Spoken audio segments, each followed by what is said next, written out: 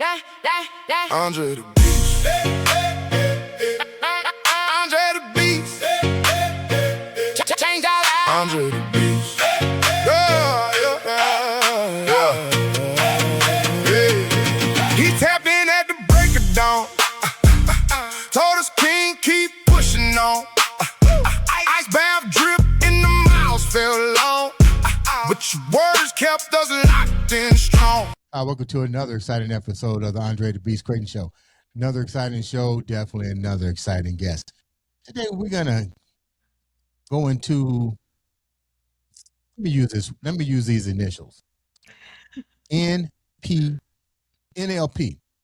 Yes. And it's funny because I didn't know what this word actually meant until just now.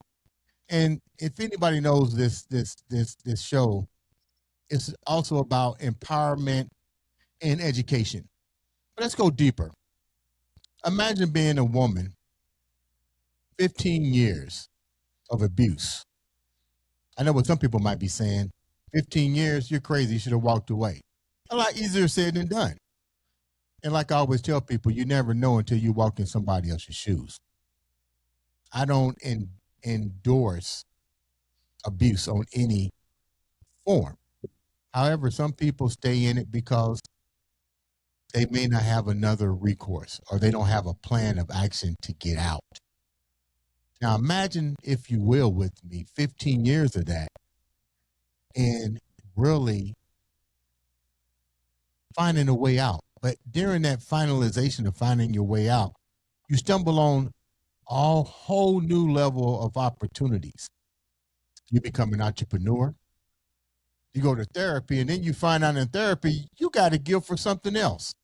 This is where the initial NLP pops up. And today on the show, this beautiful young lady from North Carolina is going to share with us how all of this came into her midst and how she's actually taking that beast mindset and taking all of this pain and this suffering and giving it back to the people. Let's welcome to the show, Miss Angel Snyder. What's up, baby girl? Hello. I am doing fantastic today. How are you? I am doing great. We're going to get into this NLP in a second. But before we do that, tell the viewers a little bit about who you are before we get into your story. Well, I am a mother of two, grandmother of one.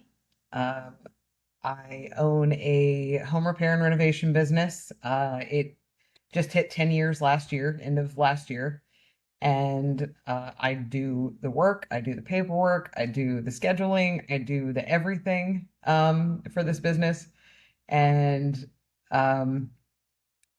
just recently hired some guys because I'm going to try to transfer out of the so much hands-on and work on helping people change their mindsets. I come from a pretty normal family, divorced parents, four siblings. Sorry, I'm number 5. So 4 siblings. Pretty normal here. I live in a military town, so it's pretty diverse as far as culture goes. And I ended up in a marriage that was not great. You're right. People are like, why didn't you walk away? Why didn't you walk out? And I definitely would have given that same advice to somebody else prior to being in the situation. But it's so manipulative and isolating and dependent, like codependent. And it doesn't happen all at once. It happens slowly. My husband never hit me. Not one time did he hit me. Pointed a gun at me, threatened to shoot me a couple of times, put his hands around my throat a couple of times. Definitely used threatening language, threatening actions. I was afraid for my life. And that didn't happen till later, and I didn't even know I was being abused at all until my oldest daughter, when she was about 13, she came home from school one day and she said, "Mom, I watched this video at school today, and it was really interesting. My oldest daughter is uh not real fond of school. So for her to have an interest in something was like, "Oh, yes, tell me more about it. Like, why was this video so interesting?" And she tells me what it's about, and it's about emotional abuse. And I said, "Look, why is that interesting to you?" And she looked at me and she was like, "It's your husband." And I started looking into emotional abuse and psychological abuse, and realized I am being abused. And it took me it took me 4 years to leave. Even after that, like after doing all the research, and I had started like looking into myself at the same time, because like I said, I would have given that advice, just leave. Why don't you just leave? And it's not that easy. It's not just walk out the door. If it were that easy, we would have done it, right? Like every woman or man in this position would have done that if it were just walk out the door and go. You mentioned your daughter Hmm. brought it to your attention, Yes. but you said something like she said, "That's your husband." It wasn't that her father as well. No, no, no. My oldest daughter is from my first marriage. So that was more like her stepdad. Yes. When, with that being said, let's get real. Okay. How many other people probably knew about it and turned a blind eye to it? Or let's go deeper than this. You just said you would have said that to somebody else. So the Yes. question is, how many people, as far as you know, might have turned a blind eye to it and Oh. or told you numerous times, and let's get real, let's go deeper. You Hmm. stayed. Yes. Absolutely. So after leaving the last time, the time that stuck, I found out lots of people knew. Lots of people saw what he was doing and nobody said anything. And like I had people apologize to me for not stepping up. And I was like, you know what? I realized I had to be my knight in shining armor. Like nobody was coming to save me. It was me or nothing. And so like I appreciated the fact that they recognized it and they were like, I wanted to do something, but I didn't know what to do. But it's not their job to do that for me. It's not their job to save me. It's my job to save me. And in some ways I knew. I didn't know what was happening, but I knew that my relationship was not okay. And there's a term called intermittent reinforcement. Right. And that's how they get you. Either it's like a dopamine hit. It's like being addicted to a drug. You get those good moments and you're like, how do I get that back? Let me ask you a question here. Excuse me. A lot of times when these things show its face, the woman usually doesn't have a career, something in place. She goes straight from high school into marriage, or quit school, goes into marriage with the what I call the Disney princess theory, that one of these princesses is going to illustrate her life. Right. How did you meet him?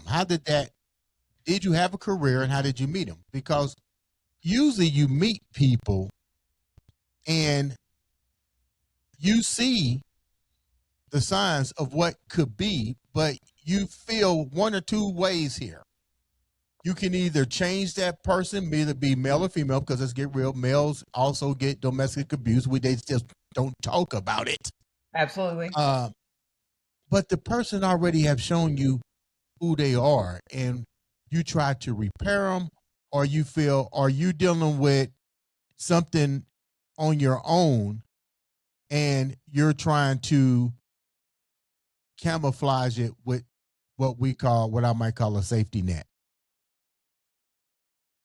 So I met him he was a friend of mutual friends. Like we were in the same friend group, and that's how I met him. And to be honest, when I first met him, I didn't like him. I didn't like him at all. I thought he was, for lack of a better word, I thought he was an asshole. And somehow we ended up talking, just the two of us. And he, what I thought happened was he took the mask off. Like the mask that he showed his friends, this big alpha male persona that he had. Um, I thought that was a mask for his friends. So when we talked alone, he like totally different person. And I got to know him on a one-on-one basis, and we started talking more often, just the two of us. And I was 20, I think I was 23 when we met, and he offered all of the things that I was looking for. Um, you know, stability and security and drive. He had motivation, he had ambitions, things that I didn't have in previous relationships. And so I got attached, and he he pushed things pretty quickly. I think he moved in with me like within 6 months of us talking. And I mean, he was kind of staying there all the time prior to that, but he like moved in within 6 months. Or 23, you had your own place. I bought my house at 20. I bought my first house at 23. Now, what career did you have to buy a house at 23 years old? I was an exotic dancer. Excuse me? I was an exotic dancer. You make that kind of money? I mean, I didn't pay cash for the house.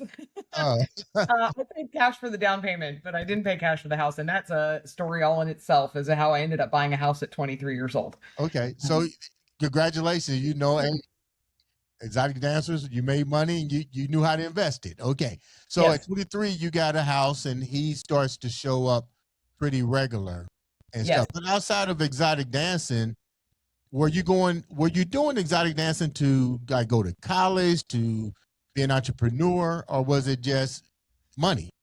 It was money. It was a job. Okay. Um, I I actually started dancing with my first husband. My first husband and I were together. I was working a full-time job. He was going through basic law enforcement training.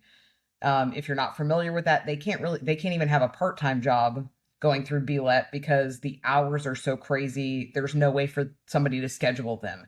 So I was footing the bill for our entire life. And Hold we that, were, hold that thought for a minute. I'm trying to make sure I heard you correctly. So let me pause for a second and rewind. okay. Your first husband, you're 23 years old. So how old were you with the first husband? My first husband was my high school sweetheart. We met when I was 16. We got engaged when I was 18, married when I was 19, pregnant when I was 20, separated by 21. It was a very fast relationship. Okay, um, I'm just trying to fill in the pieces here. you're fine. You're fine. We're great friends. Actually, we literally just went and saw Top Gun in the movie theater together like a week ago. My What a first great husband and movie. I, we were always great friends. We just weren't compatible married. Okay, so And he, there wasn't any domestic stuff with him. That didn't no, show his face until you got 23 and met this guy. yes, Did your first yes, husband know this guy? no, Okay, no, so he just came out of nowhere and you let him move in the house, and now we're back yes. on track. Okay, so now what happens? So he moved in. That was probably March 2008. I found out I was pregnant with my second daughter, who is this guy's. I found out I was pregnant with her in April. And obviously, he did not want me dancing anymore. So he was like, I'll foot the bill for the house. You know, like, I'll take care of everything while you're pregnant. Don't worry about it. No big deal. Blah, blah, blah. Like, okay. I didn't want to do that because I'd always been very independent as far as finances go. And so that was a new thing for me. But I was like, what were you gonna do at 23 right. pregnant and dancing? I mean, do they allow women to dance pregnant? They do allow women to dance pregnant. They do indeed allow women to dance pregnant, but this was also in the era of you still could smoke in a bar.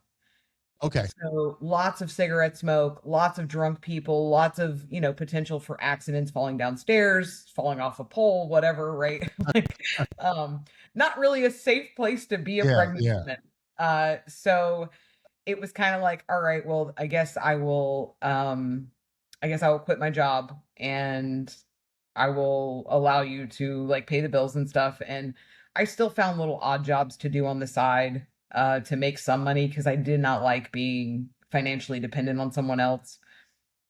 Then I had our daughter. He didn't want her to go to daycare. He didn't want certain people watching her. So I was a stay-at-home mom for a little while. And that furthered the isolation.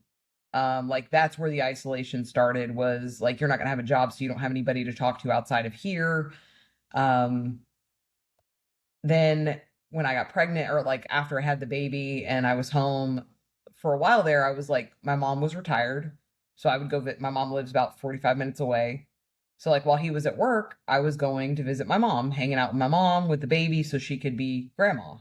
And he was keeping track of the money he was giving me. He was like, I want itemized list of what you're doing with this money. And so every week he would give me money and he would say like how much is in the bank account. And depending on how much was missing, like he would do the math and be like, oh, well, where did $500 go? Or where did this amount go? And I'm like, well, I'll have to go look through my bank account and see. And he was like, how much are you spending on gas? And so I told him, and he was like, you can't do that anymore.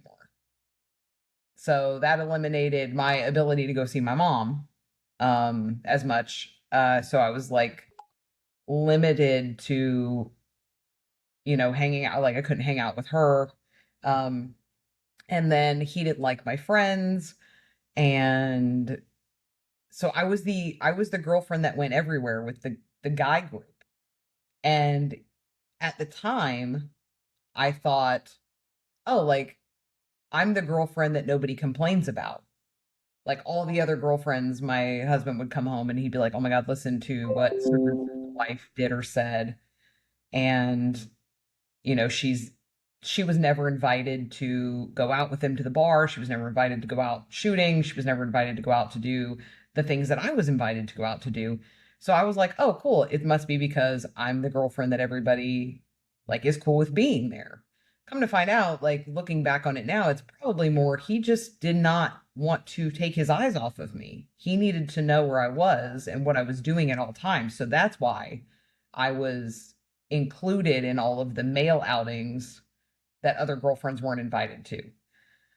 Um, or wives in some cases. Well, you had to see those women in your town eventually throughout the years of being Oh, married. of Didn't they course. say And something to you like, you know, no, no, really? I mean, I was friends with some of them, like when we would do things that were like girlfriends were invited, we would sometimes have like Super Bowl parties or like football days or whatever, and like girlfriends would come to the house, and so all the girls would hang out in one room and the guys would hang out in the other room, and so I talked to these women. They were as close of friends as I had in the time.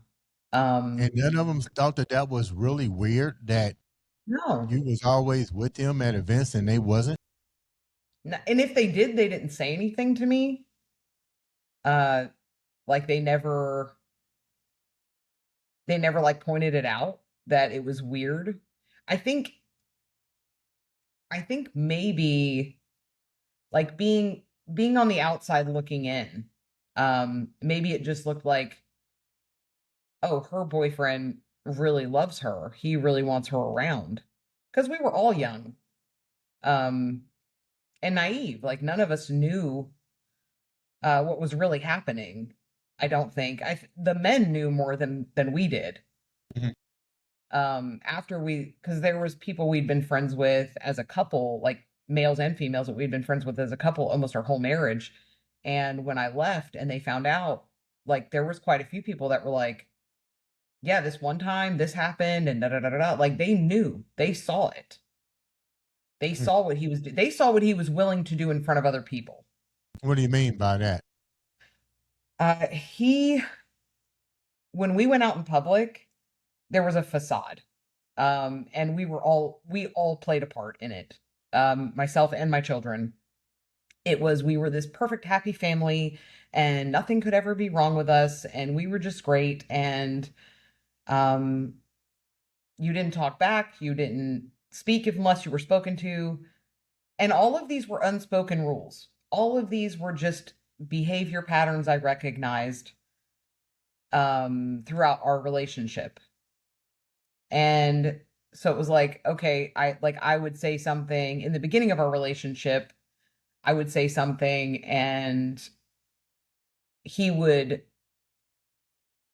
I guess basically he would just tell me like that's not okay, or he would get angry about it, sometimes threatening in places where it wasn't warranted. And so, it became the norm for me. It became life to just, and it was little bits by little bits that he was breaking me down and I was abandoning myself. I was, like I said, trying to get back to that place where we were good. Like that you don't stay 15 years because every day is bad. Right. There were good times, right? Right. So, but it was always like I'm fighting for those good days, right? Like I'm trying not to breathe too loud. I'm trying not to talk too loud. I don't want to complain about anything that's happening in my life. God forbid I had a good day. I felt like I couldn't tell him about it because he was having a bad day. And so I was like, well, I can't share my good news with you because then you're going to be angry that you had this god awful day and I had a great day. So I have to downplay my own day just to appease you. When did the shift really change? It did it change when your daughter came home from school, or was the gun to the head the final straw? No, unfortunately, that was not even the final straw. Um, I I noticed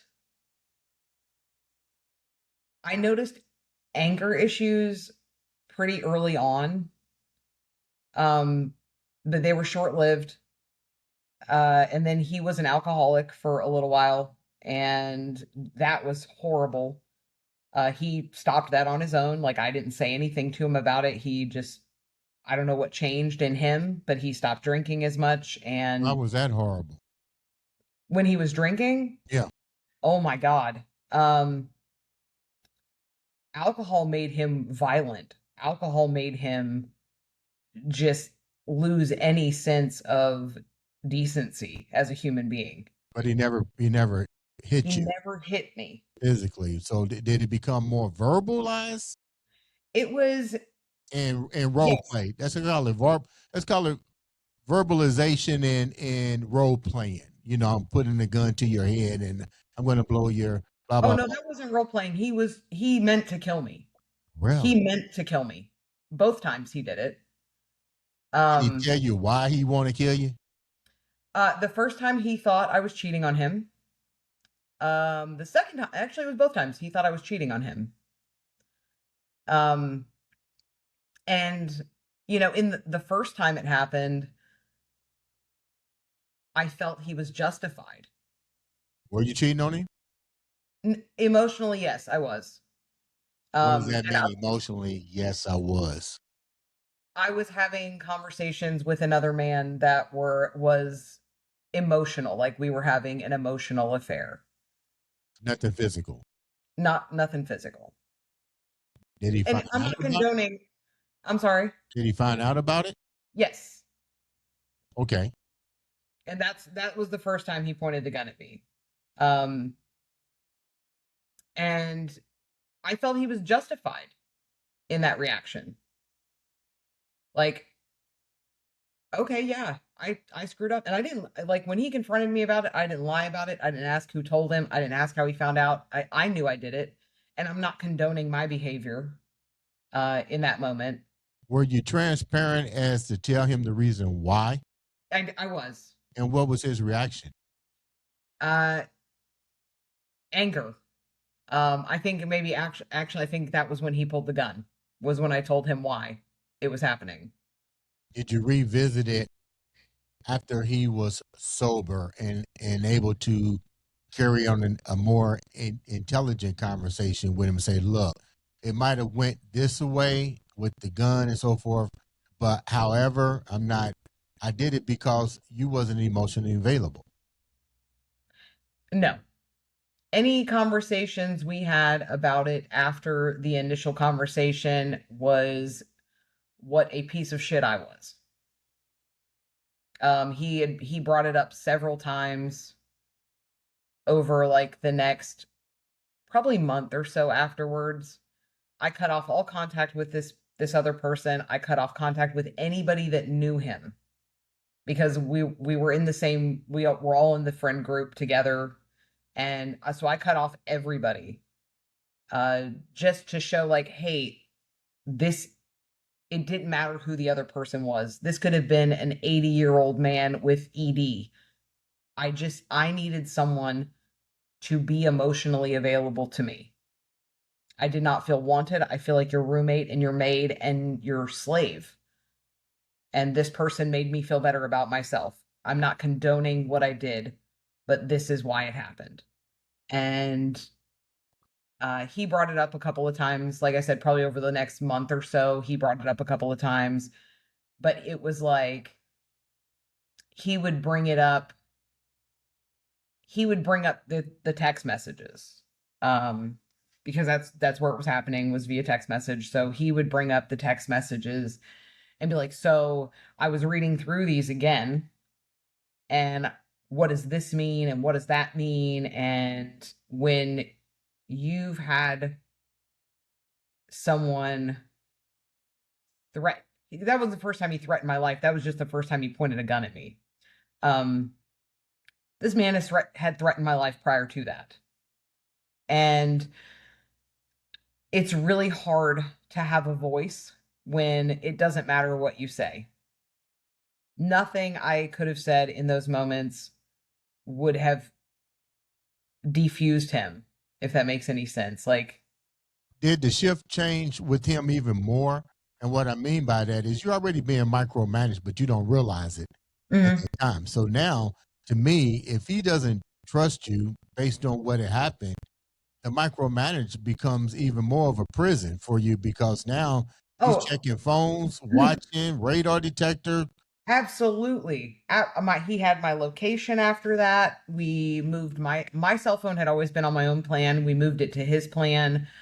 Um, I I was working, actually I had already started the business I currently own. And I couldn't go to work because I worked by myself in empty houses, and all I could think was every time I go to work he thinks I'm cheating. What am I going to come home to if that's the case? So I actually put the business on the back burner and went and worked for another contractor. And my first day there, I told my husband about it. I said, hey, like, he offered me a job. I start tomorrow if I want it. Not only will I learn some more things that I don't know already, but uh, it's a guaranteed paycheck as aside from what I'm doing now. And he agreed, and he said, what are the hours? I have to be there at 8. I had to be there. We got off at 4.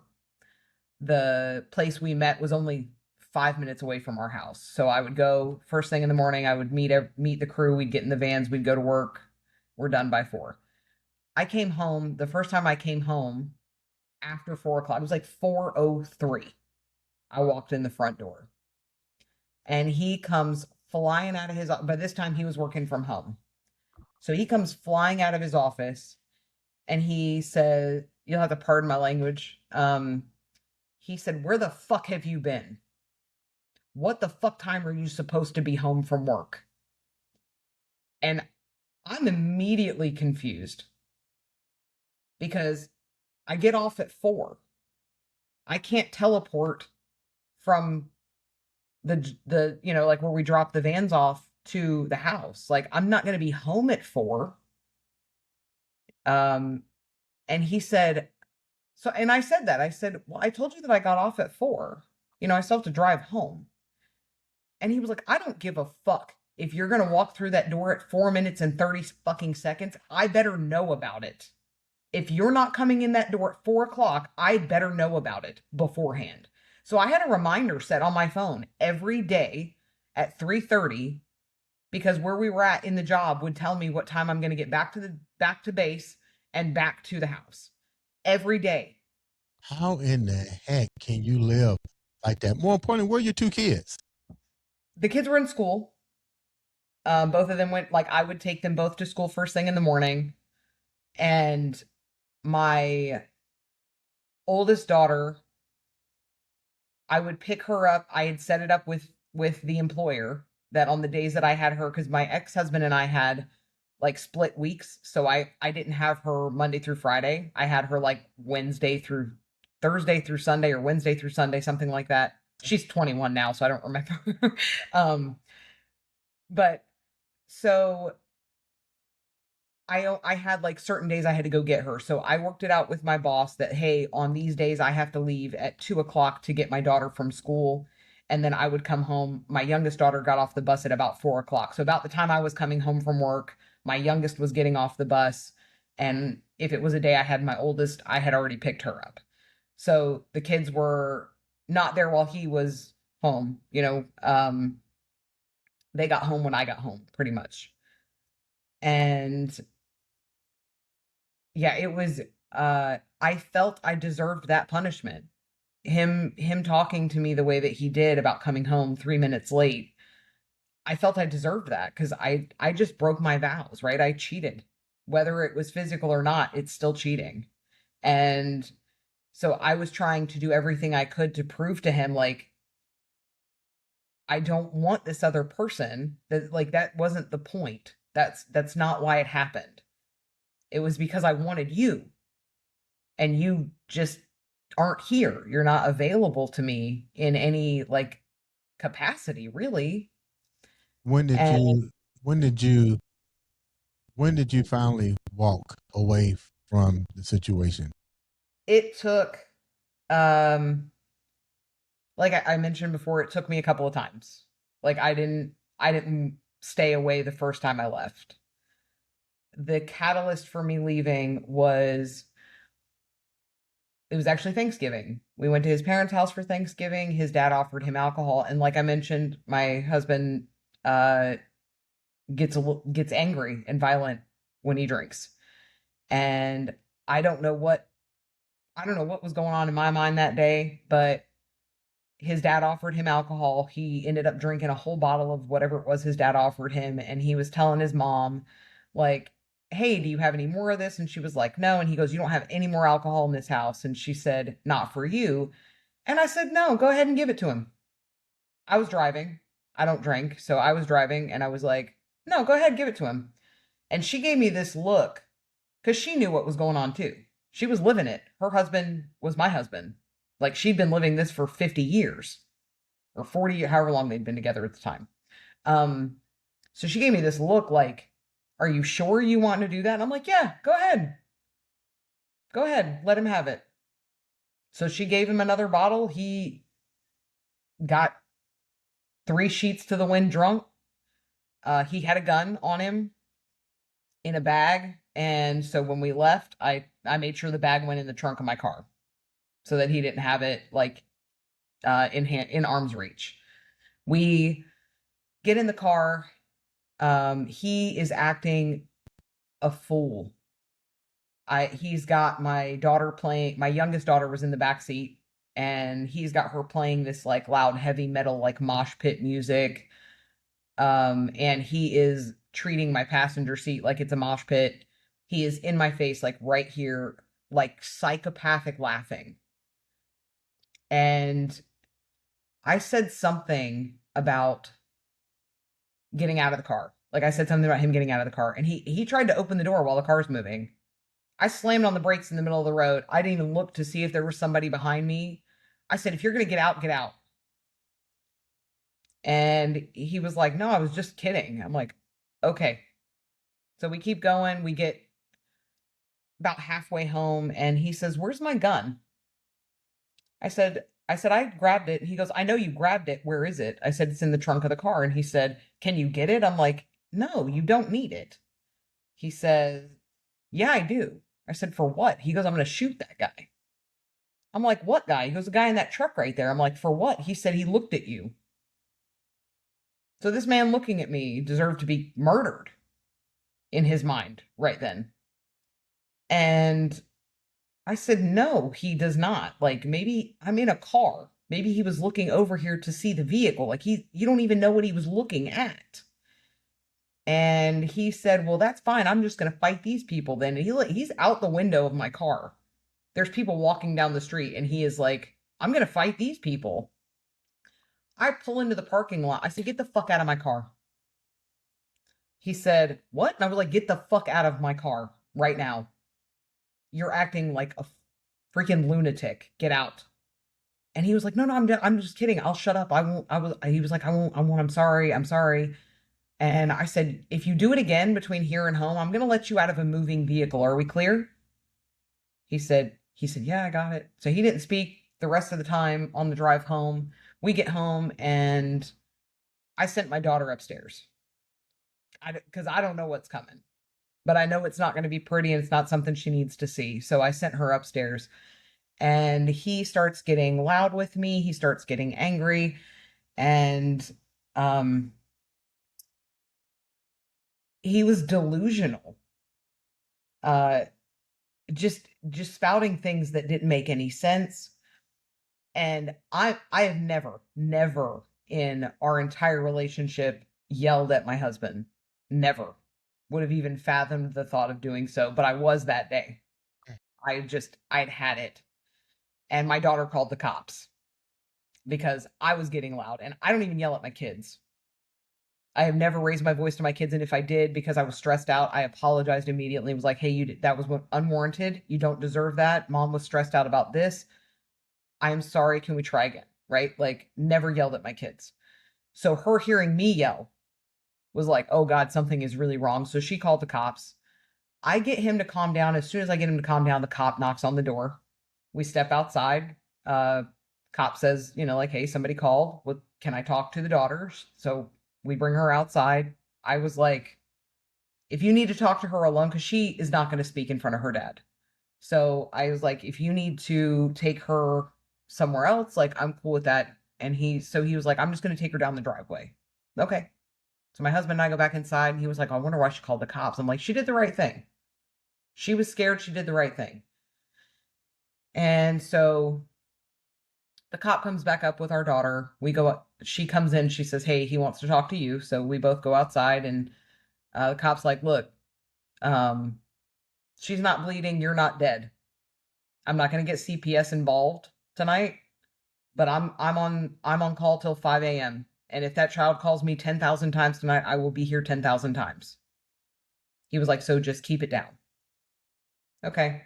So my husband takes the conversation into the garage where my daughter can't hear it anymore. And I don't even know how this part of the conversation occurred, but I said something along the lines of him choking me and like pointing a gun at me. And he said, that was me showing restraint. I was like, you were showing restraint? He goes, yeah, if I wasn't showing restraint, I would have waterboarded you. And he proceeded to describe in very great detail how he would have done that. Like what angle the table would have been out, what kind of bag would have been He was going to waterboard you, which for the people that don't know, that's where they put you in a chair, tie you down, and pour water in your mouth with a towel. Yeah. They use asphyxiate. Yes. He was going to torture me, literally torture me to death if he wasn't showing restraint. Okay, this may sound crazy. I just got to ask this question. When do you leave? That was that was the catalyst. That was I am not safe here. For you to tell me that you pointed a gun, he has a carry conceal permit. So you learned in carry, if for those of you that don't know, when you go through the carry conceal permit, one of the number one rules in gun safety is do not point it at anything, unloaded or not. Do not point it at anything you don't intend to kill. That is the number one rule of gun safety. Do not ever point a gun at something you don't intend to kill. So he pointed a gun at me more than once. You intended to kill me. Choking is a felony. It's attempted murder in the state of North Carolina. I don't know if that's the case for everywhere, but in the state of North Carolina, that is attempted murder. But you're telling me that those two things were you showing restraint, because what you would have done without restraint is waterboard me. That was the moment I was like, I'm out. I cannot put my kids through this. I can't be here. I am not safe here. And it still took me 3 weeks to leave. To Okay, like now, actually, I just got to ask this: why did it take 3 weeks to leave? Here's the police that it was really fear. It would was have fear. took your. You should be thankful to that cop that didn't take both of you guys to jail and bring in Child Protective Services. That would have Absolutely. been enough. Well, shoulda, coulda, woulda. Right. The bottom line is, after this guy says he's going to waterboard you, you waited for another 3 weeks to do what? I'm just curious. It was fear. It Fear of was what? fear. That he was going to do it Fear of earlier? him. Fear of him killing me. Like that fear was so deep in me that it was like, I need a plan. I can't just walk out that door. I need a fucking plan. Why didn't you go to your mom's? I did end up going to my mom's, but I couldn't tell my mom about that. I couldn't tell my mom. I couldn't tell my dad. It's embarrassing. I think they might have known. I'm sure that they did. And it was embarrassing to admit that I had stayed in that position for so long. Because I've never been a dependent woman. I've never been a submissive woman. When you I've always been, like this particular type of person. And for me to admit that not only did I change I lost myself. I wasn't even me anymore. I abandoned myself completely in when that you relationship. eventually went to your didn't mean to cut you off, I'm sorry.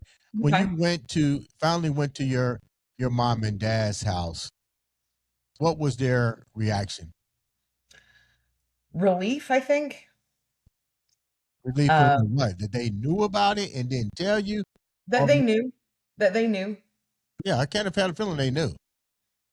And it was relief that I was out. And to be honest with you, I went and dropped my kids off at my mom's that night. Um, it was like a lucky break. So my husband worked from home. He stayed home all the time. He was home for work. He was home in the evenings. Like he never left. So that was part of I need a plan to get out of here, because I couldn't just pack a bag and walk out the door because he was there. Where are you going? Why do you have a bag? What are you doing? And that was the fear of literally being killed, possibly in front of my kids. Mm, And my kids either my kids coming with me, like as in death, or them having to live with the trauma of that for the rest of their lives. mm, So, and potentially my oldest would have been fine, but my youngest going to like foster care or something.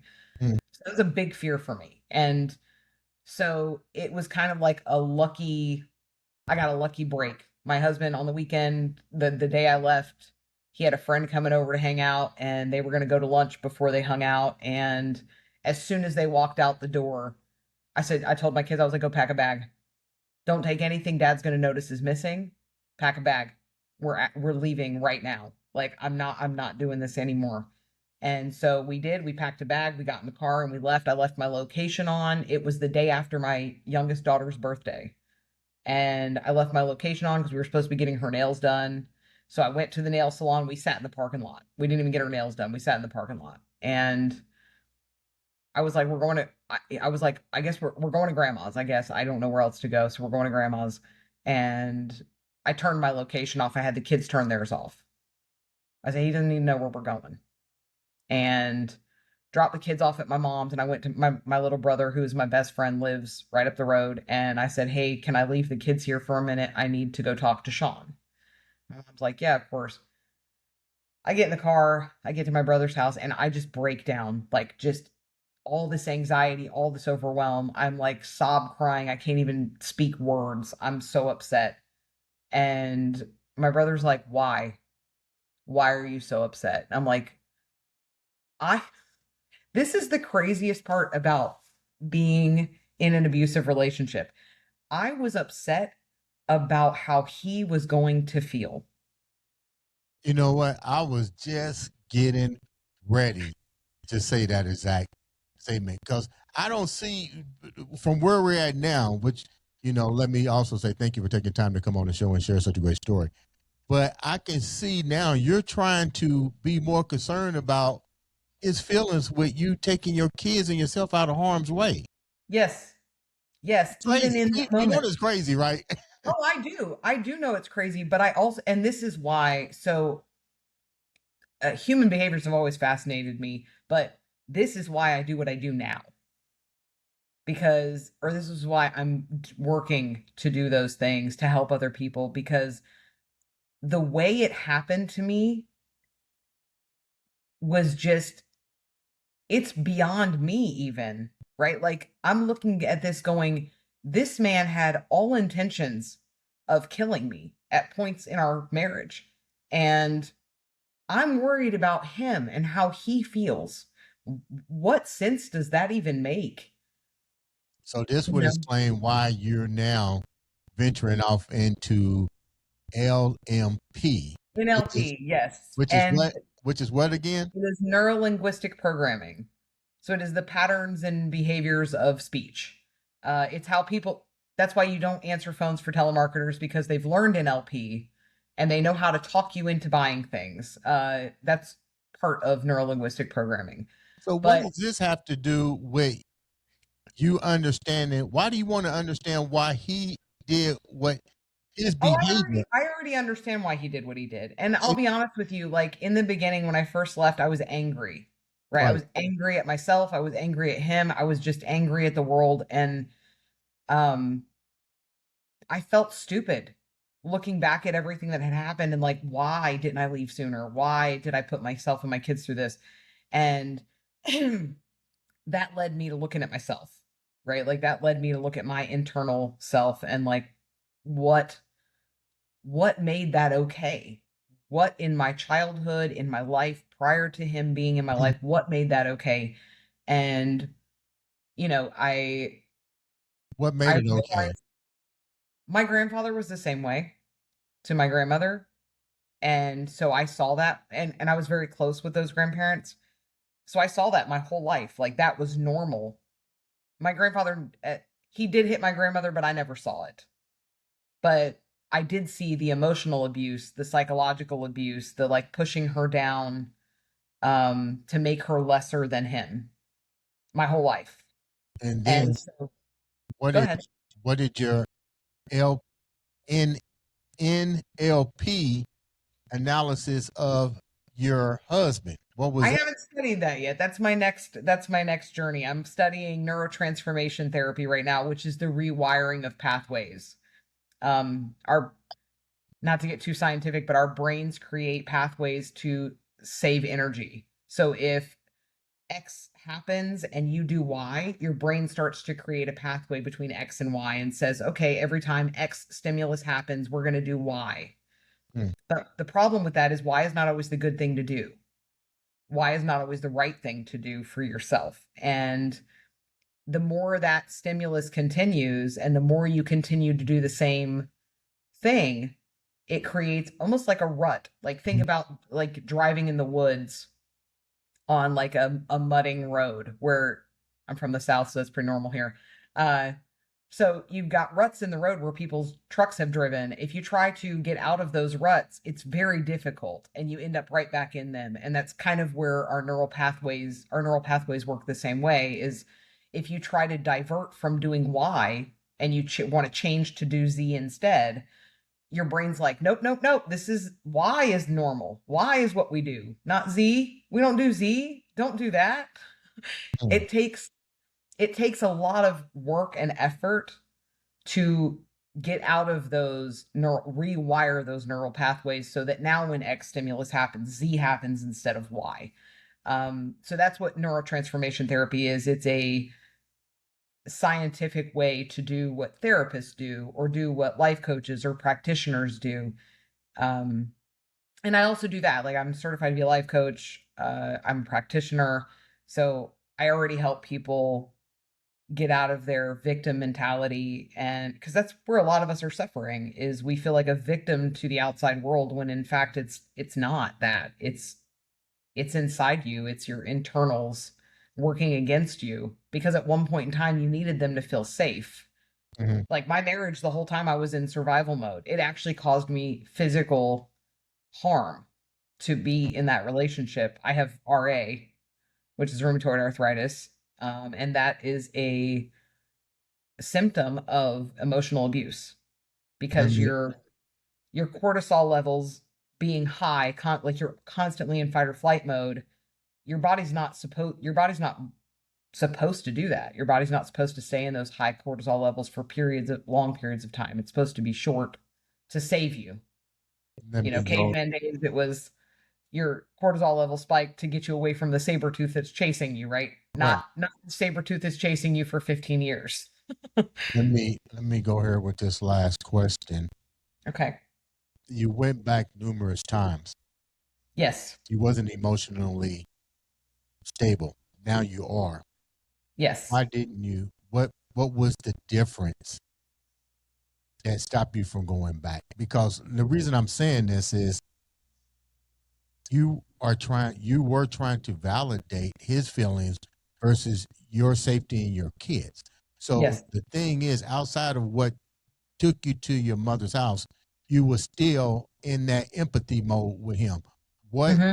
changed the narrative today?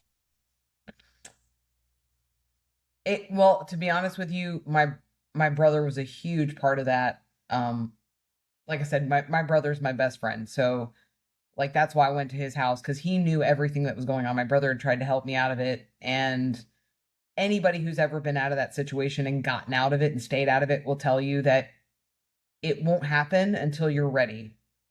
Until your nervous system can let go, you cannot leave. You cannot. It's not I don't want to leave. It's not a want, it's a can't.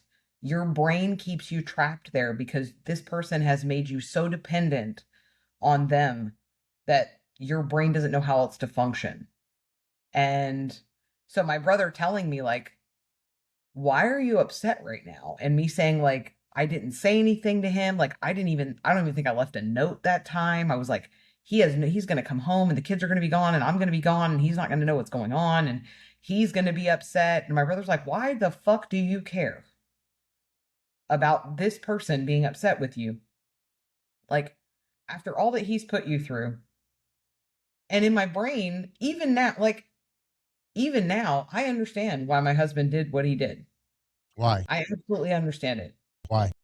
He has, I don't know, he's not been diagnosed with nice narcissistic personality disorder, and I don't think that he has it, but he definitely has some traits. He grew up in a very volatile household. His dad was abusive physically and emotionally. And he never felt good enough. He was very insecure. And he was always trying to put on this almost, I call it peacocking, right? He was always trying to put on this like, I'm this big bad man and I got all this stuff and look at my wife. I was a trophy wife. He was like, look at my wife, she's gorgeous, your wife looks like a fat slob and my wife is amazing and she owns her own business. And he talked about me with me not present. He talked about me very highly to his friends because he wanted everyone to see what a great life he had and what a perfect, loving household he was, in. And I always I didn't know he was insecure. I had no idea until after I was out and started learning about this stuff, and then started kind of putting two and two together in our relationship. And um that's why he did what he did. He did what he did because he was afraid I was going to leave him. He was afraid I was going to see who he really was and I was going to walk out because he wasn't good enough for me in his mind. Now, my last question here. You've been through a serious journey. That beast mindset is definitely there. Looking back on everything that you've gone through, and I can still sense a little bit of still deep compassion to some. I know it might sound sick because that is your kid's father, Mm-hmm. you know, and the type of energy that you're giving out is full of compassion and so forth. But let's get real. This is my last question. When do you cut the cord for your own mental awareness? Because the bottom line is now you are starting you're starting your own transformation. You're getting into the NLP technology now. How do you navigate a relationship with him, knowing that he hasn't changed or been diagnosed, but he's still your kid's father? How do you now either eliminate that toxic relationship from your children, because you got two daughters, in yourself, and more importantly, it took you a while to keep going back to a dude that not only wanted to white waterboard you, but told you numerous times he's gonna fucking kill you. Yeah. It, I guess, so the understanding part, like, I have limited contact with him. You know, obviously we have to talk because we have a daughter together. But aside from talking about her, me picking her up or dropping her off or whatever, we don't have much contact outside of that.